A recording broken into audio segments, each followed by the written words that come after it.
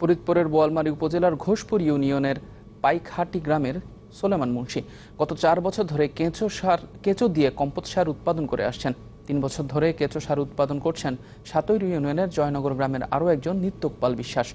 শুধু সোলেমান মুন্সি আর নিত্যগোপালই নয়, উপজেলার শতাধিক পরিবার কেঁচো সার উৎপাদন করে হয়েছেন স্বাবলম্বী। কেঁচো দিয়ে উৎপাদিত জৈব সার ধান, পাট কিংবা সবজি খেতে যেখানেই ব্যবহৃত হয় সেখানেই ভালো ফলন পাওয়া যায়। রাসায়নিক সার থেকে এটি সাশ্রয়ী ও পরিবেশ বান্ধব।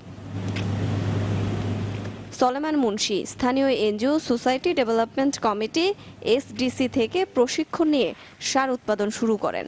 সার উৎপাদনের উপকরণ সরবরাহ করে এসডিসি থেকে আমি আর কি সমিতিতে আছি। তো আমারে 3 দিন ট্রেনিং গেছিলাম, যাওয়ার পরে আমারে কেঁচোর সারটা দিয়েছে। গত 4 বছরে নিজের জমিতে কোনো রাসায়নিক সার ব্যবহার করেননি নিত্যগোপাল বিশ্বাস।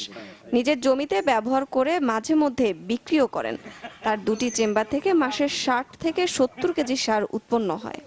কয়েক বছর আগে যে গোবরটা হয়তো দেখা গেছে এই দিনই ফেলা দিয়া লাগছে, এখন এই সারটা করায় জমিতে দিচ্ছি, শাকসবজির আবাদ হচ্ছে।